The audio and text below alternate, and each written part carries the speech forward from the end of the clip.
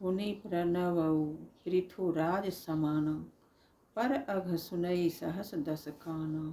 बहुरी स अकसम बिनमऊ तेहि, संतत सुरानिक हित जेहि। अर्थात पुनः उनको राजा पृथु, जिन्होंने भगवान का यश सुनने के लिए 10,000 कान मांगे थे, के समान जानकर प्रणाम करती हूँ, जो 10,000 कानों से दूसरों के पापों को सुनते हैं। फिर इंद्र के समान मानकर उनकी विनय करता हूँ, जिनको सुरा मदिरा नीकी और हितकारी मालूम देती है। इंद्र के लिए भी सुरानिक अर्थात देवताओं की सेना हितकारी है। बचन वज्र जेहि सदा प्यारा, सहस नयन पर देश दोष निहारा। जिनको कठोर वचन रूपी वज्र सदा प्यारा लगता है और जो 1000 आँखों से दूसरों के दोषों को देखते हैं।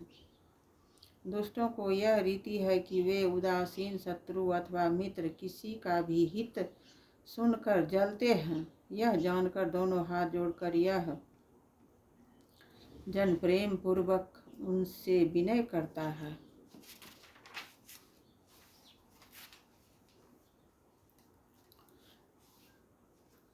मैं अपनी दिस किन्न निहोरा, तिन्न निज ओर न लाऊब मोह भोरा। बायसु पल यहीं अति अनुरागा, होय निरा मिस कवहु की कागा। अर्थात मैंने अपनी ओर से विनती की है, परंतु वे अपनी ओर से कभी नहीं चुकेंगे।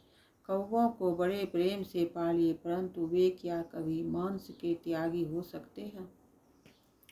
बंधु संत सज्जन चरना, दुख प्रद उभय बीच कछु बरना।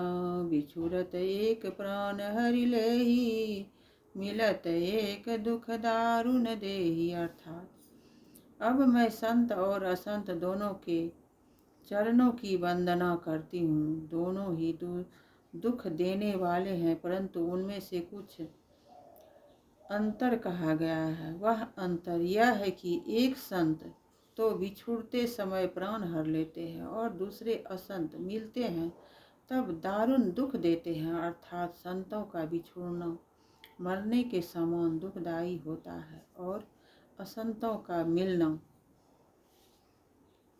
दोनों संत और असंत जगत में एक साथ पैदा होते हैं, पर एक साथ पैदा होने वाले कमल और जोंक की तरह उनके गुण अलग अलग होते हैं। कमल दर्शन और स्पर्श से मुख देता है, किंतु जोंक शरीर का स्पर्श पाते ही रक्त चूसने लगती है। साधु अमृत के समान मृत्यु रूपी संसार से उबारने वाला और असाधु मंदिर के समान मोह प्रमाद और जड़ता उत्पन्न करने वाला है। दोनों को उत्पन्न करने वाला जगत रूपी अगाध समुद्र एक ही है। शास्त्र में समुद्र मंथन से ही अमृत और मदिरा दोनों की उत्पत्ति बताई गई है।